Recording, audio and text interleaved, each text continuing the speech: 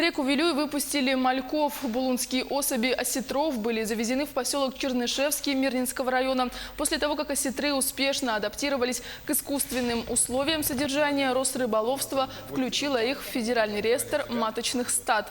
В июне этого года полученная из них прижизненным способом икра проинкубирована и дала маленьких осетрят.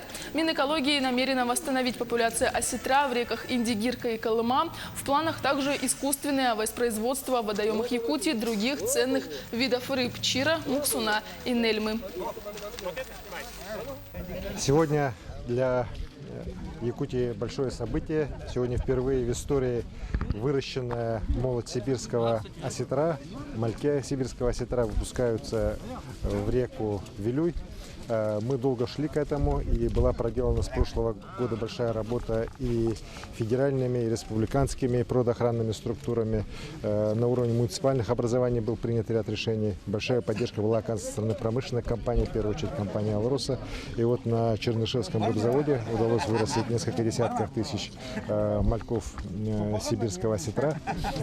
И сегодня они вот здесь, в районе Верхневилюйска, на границе Верхневилюйского и Вилюйского улуса, выпущены.